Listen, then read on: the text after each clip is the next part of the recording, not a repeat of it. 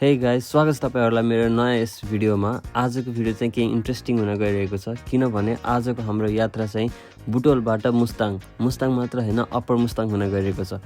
पहिलो दिन बुटोलबाट स्याङ्जा हुँदै गण्डकी कोरिडोरको बाटो हामी बेनी पुगेर बस्नेछौँ भने दोस्रो दिन चाहिँ हामी अप्पर मुस्ताङमा बस्नेछौँ। तेस्रो दिन अप्पर मुस्ताङ घुमेर चौथो दिन पनि अप्पर मुस्ताङमै बसेर हामी फिफ्थ दिनमा चाहिँ हामी मार्फा बसेर आउनेछौँ। यात्रा एकदमै राम्रो भयो, रमाइलो भयो र हाम्रो पहिलो दिन चाहिँ यसरी सुरु हुन्छ।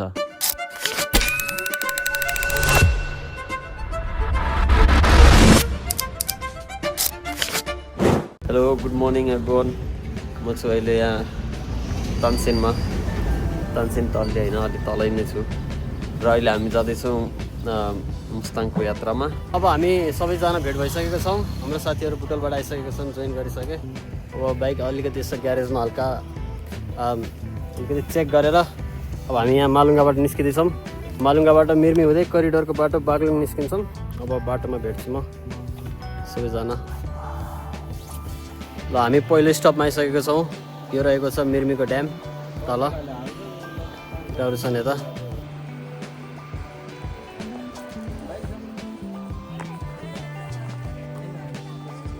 यो चाहिँ रहेको छ गण्डकी कोरिडोर। त्यो भनेको चाहिँ यो गैँडाकोटदेखि बागलुङसम्म यो जुन गण्डकी छ नि, यो गण्डकीको तिरैतिर एउटा बाटो बनाएको छन्। यहाँ चाहिँ हेर्दाखेरि अलिकति अफरोड देखिए पनि म्याक्सिमम बाटो चाहिँ पिच नै छ, राम्रो नै छ। र अहिले चाहिँ हामी यहाँ थोरै यो पूर्तिघाटबाट अलिकति अगाडि यो एउटा झर्नामा रोकेका छौँ। केटाहरू अलिकति फोटोसोटो खिच्दैछन् अनि ठिकै छ। अहिलेसम्मको यात्रा राम्रो नै भइरहेको छ। हेरौँ अगाडि के कसो हुन्छ।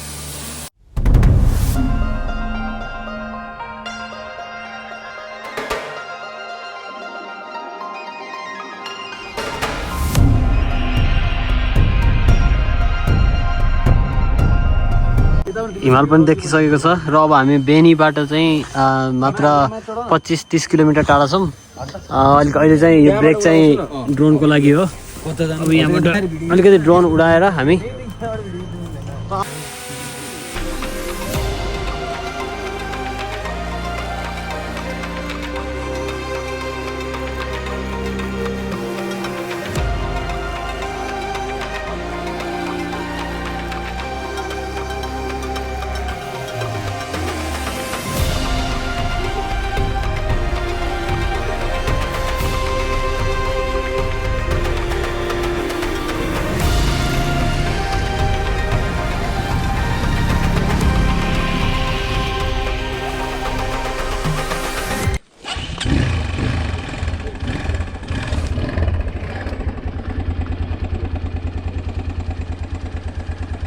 काली पारी थाई कति राम्रो, ढाका टोपी सिरैमा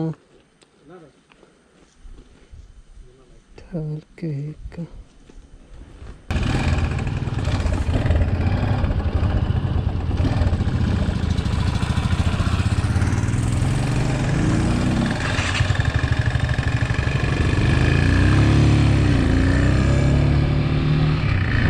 मेरो आवाज त्यति क्लियर छैन होला, त्यही पनि म अलिअलि बोलिरहेको छु। जोस बाटो चाहिँ एकदमै राम्रो नै छ। बिचबिचमा अलिअलि अफरोड आए पनि म्याक्सिमम बाटो चाहिँ यस्तै पिच नै छ, जुन एकदमै राम्रो हो। हामी एकदमै बिस्तारै हरेक ठाउँ रोक्दै गइरहेको छौँ, त्यही भएर धेरै बाटो काटिएको छैन आज। तर पनि ठिकै छ, सो फार सो गुड।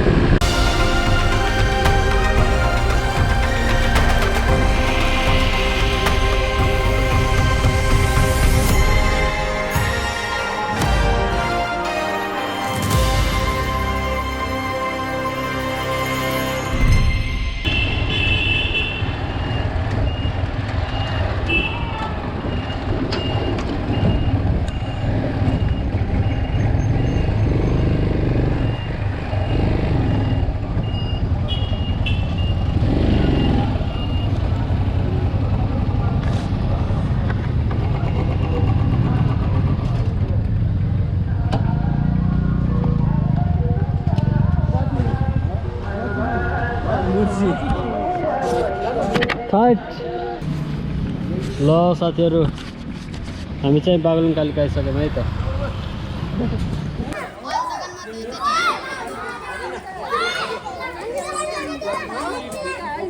साथी अनि के भइरहेछ अहिलेसम्म?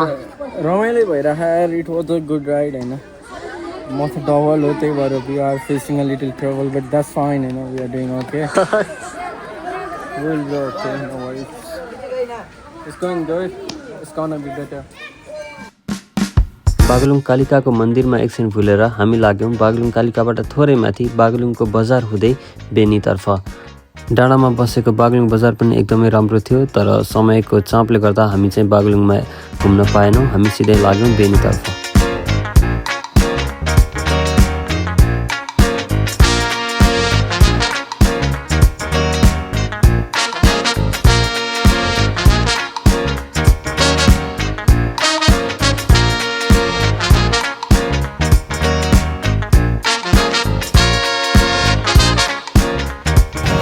हिजो बेनी आउँदा नै अलिकति साँझ नै भयो, 6 जस्तो बज्यो। अनि त्यसपछि हामी चाहिँ हिजो बेनीमै बस्यौँ र आज चाहिँ रेडी भएर अब बेनीबाट हामी निस्किँदैछौँ। अब आजको हाम्रो डेस्टिनेसन चाहिँ अब हाम्रो गोल चाहिँ लोमाङथाङ भन्ने राखेको छौँ, तर बिचमा चाहिँ हामी कागबेनी अनि मुक्तिनाथ पनि मन्दिर पनि पस्ने छौँ। छुट्नलाई रिक्स छैन, म छुट्न भने एकजना फ्रेस भएर अब ब्याग स्याग प्याक भइसक्यो गाडी बाइकमा। अब चाहिँ हामी निस्किन्छौँ। Thank you.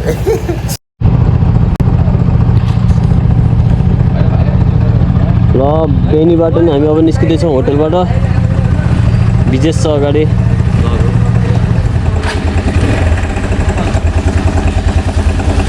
भ्याउँदैनन् केटाहरू, यस्तै छ।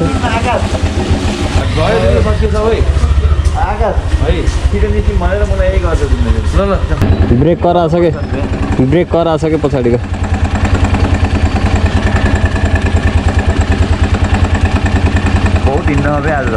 अनि साथी जानै पर्छ है लोमाङथाङ त। जानै पर्छ, मलाई होटल बुक गरिसकेपछि अनि रात पऱ्यो नि जाने हो मलाई। अनि 9 बजे पनि जाने। जति ढिला गऱ्यो त्यति रात हुने हो। हामी बसेको होटल चाहिँ यो थियो, होटल डाँफे। ठिकै थियो, रुम त्यति नराम्रो नै होइन। सबै होटलहरू बुक नै थियो, प्याक थियो, बल्ल पाइयो। एक्सपल्समा चाहिँ आकाश छ, हर्नेटमा हाम्रो आदित्य सर, एक्सआरमा श्रेयांश अधिकारी। हामी त राम्रो हुन्छ, बुलेट घरमा बजाउनु जानु लाग्यो। ल भ्लग भइरहेछ। यता त हेर्न मिल्दैन मेरो हिँड्न। ऊ यतिहरूमा त खतरा ठाउँ पर्ने छ त। अनि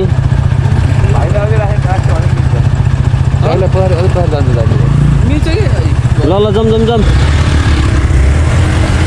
ओ आयो हिँड ल।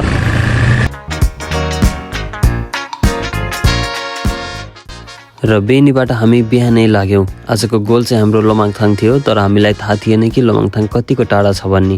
तर पनि हामी बिहानै जति सक्दो छिटो गरेर हामी बेनीबाट लाग्यौँ माथि।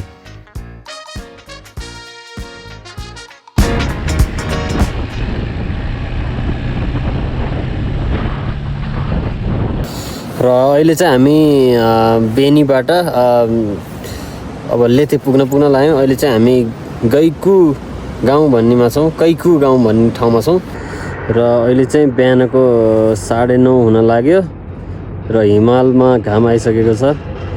हिमालबाट देख्न सक्नुहुन्छ त्यो सानो सानो त्यो बादल जस्तो त्यो बाफ निस्किरहेको छ, जुन हेर्दाखेरि एकदमै राम्रो देखिरहेको छ। बाटो पनि राम्रो छ। यहाँ स्कुलहरूको टुरहरू आइरहेको छन्, स्टुडेन्टहरू, अनि राम्रो छ।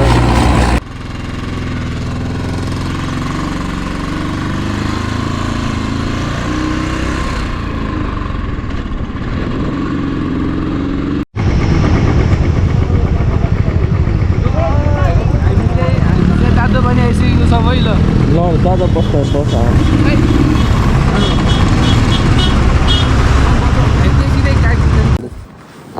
अहिले चाहिँ हामी बाटोमा छौँ। अनि यो बाटोमा रोक्दै गर्दा मैले एउटा कुरा भन्नु मन लाग्यो, मुस्ताङलाई चाहिँ किन हिमाल पारीको गाउँ भनिन्छ भन्दाखेरि, किन हामी चाहिँ बेनी बस्दाखेरि चाहिँ यो जुन हिमाल देखिरहनु भएको छ, हामी आएको बाटो चाहिँ कस्तो छ भन्दाखेरि यस्तरी गएको छ। जहाँसम्म मलाई लाग्छ यस्तरी नै गएको छ। यो हिमालभन्दा उतापट्टि थियौँ हामी, तर बाटो यस्तो छ कि यो हिमाललाई हामीले पछि छोडेर यता अगाडि आयौँ। अहिले पनि यता हिमाल देखिराख्नु भएको छ। यो हिमाल भन्दा नि अझै हामी उता जान्छौँ। हिमालभन्दा पछाडि भएकोले हिमाल पारीको गाउँ भनिएको। यहाँ हाम्रो साथी छन् अनि बाटो ठिकै छ।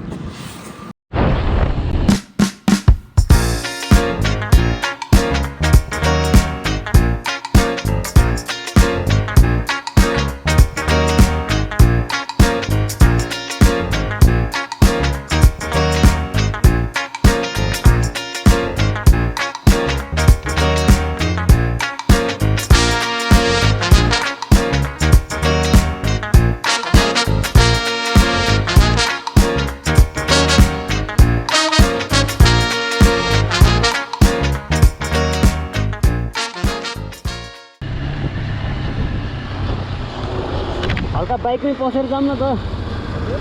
बाइकमै पस उता पसौँ उता।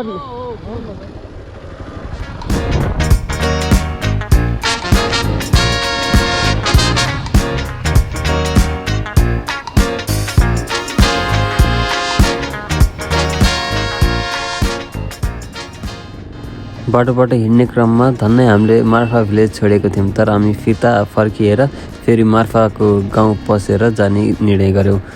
केही साथीहरू अगाडि गइसकेका थिए र कोही चाहिँ पछाडि नै थिए। तर हामी दुईवटा बाइकको चाहिँ हामी सँगसँगै थियौँ, त्यसैले हामी दुईवटा बाइक भएर हामी मार्फाको गाउँ पसेर अनि धेरै बेर नभुली फेरि अगाडि बढ्ने निर्णय गरेर हामी मार्फा पस्यौँ।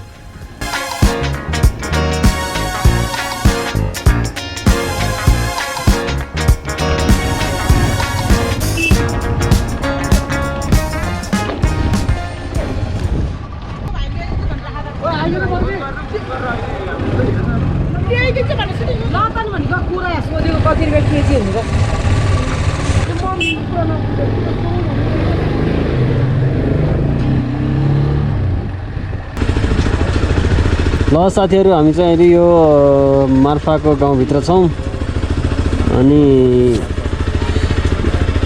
जेरी गल्ली देख्न सक्नुहुन्छ अगाडि। अहिले चाहिँ हामी पस्दैनौँ किन भन्दा अहिले चाहिँ हामी सिधै जान्छौँ अनि फर्किँदाखेरि चाहिँ पस्छौँ हामी यहाँ। ल साथीहरू, मलाई लाग्छ हामीले यहाँ जेस फिल्म्सलाई भेटेको छौँ, देख्न सक्नुहुन्छ यहाँ। मलाई लाग्छ, नजिक गएर हेर्छु म।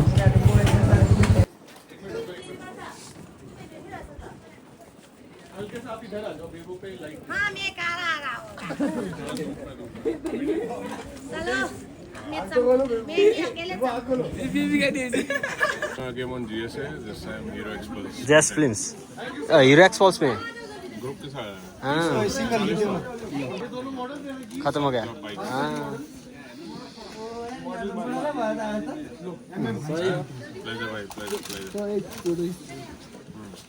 मन त देह छैन ब्लगर हो के मोटो होस् कि पातलो होस्, मलाई बाल मन चिन्दै चिनिन त्यसलाई।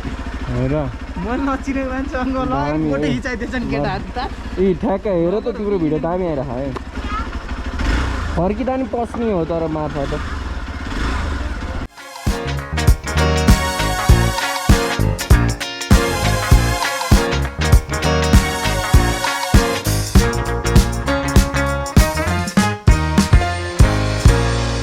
र मार्फा कटिसकेपछि आउँछ थेनी भिलेज। यो चाहिँ यहाँको 5 गाउँमध्येको एउटा एकदमै पुरानो गाउँ रहेको छ। यहाँबाट चाहिँ जोमसोमको भ्यू पनि एकदमै राम्रो देखिन सकिन्छ र हावा पनि अलि बेसी नै चलिरहेको थियो यहाँ चाहिँ।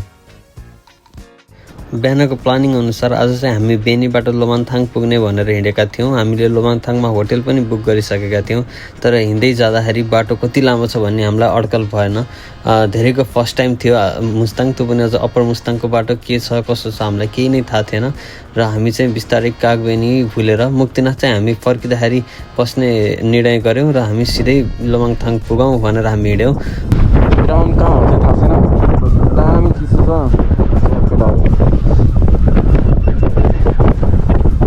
ओ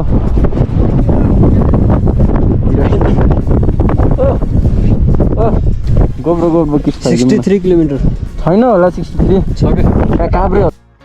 बिहानको जोसमा लोमाङथाङै पुग्छौँ भनेर हामी हिँडे पनि हिँड्दै चिसो भएको कारण हामी चाहिँ लोमाङथाङबाट अझै अगाडि लाग्छ मलाई 30-40 किलोमिटर अगाडि नै हामी स्यानबोचे भन्ने ठाउँमा बस्यौँ।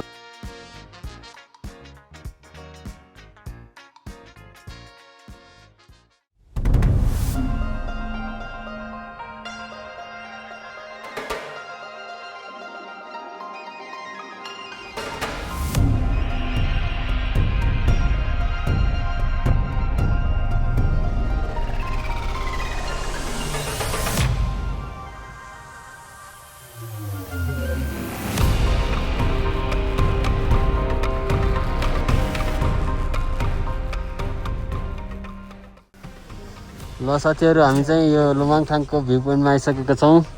यो चाहिँ भ्यू पोइन्ट रहेको छ। लुमाङथाङ यहाँबाट त्यस्तै 4-5 किलोमिटर छ होला। देख्न सक्नुहुन्छ लुमाङथाङ चाहिँ गाउँ चाहिँ यहाँ छ तल अलिकति छेकिरहेको छ डाँडाले। तर अब यसपछि आउने भनेको चाहिँ कोर्ला बोर्डर हो। र यो चाहिँ रहेको छ लुमाङथाङको दरबार। यो चाहिँ एकदमै लोकप्रिय दरबार रहेको छ। यो चाहिँ करिब 1500 शताब्दीमा त्यहाँको पहिलो राजा अमेपालले तिब्बतबाट आएर बनाएका थिए। अहिले चाहिँ यो दरबार पुरै खाली नै छ।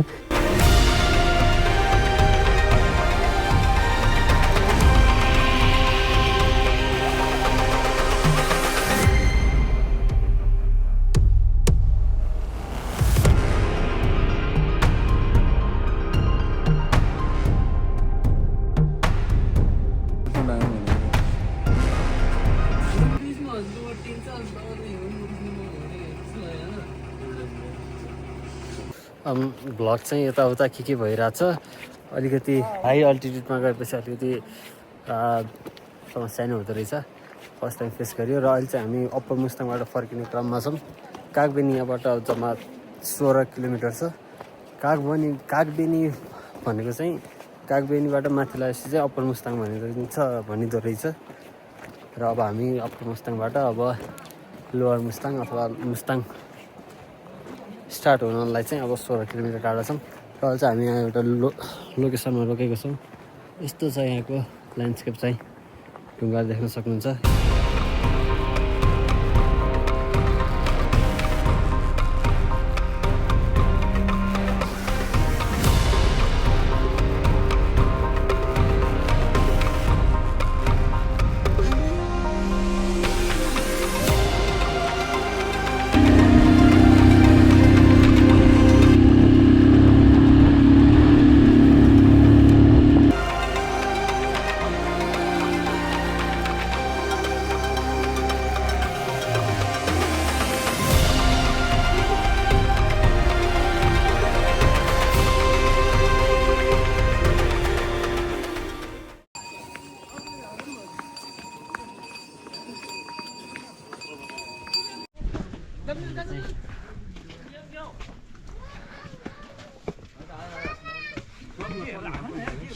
सकिन्न त यार।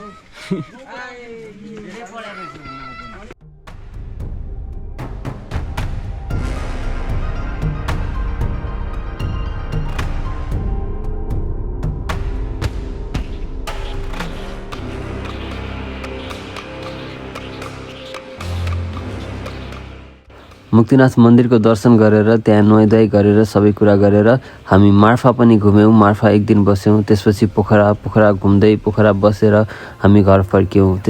विभिन्न कारणले गर्दा भिडियो त्यसपछि बन्न पाएन। त्यसैले आजको भिडियो म यहीँ एन्ड गर्न चाहन्छु। Thanks so much for watching. See you in next video. Bye by.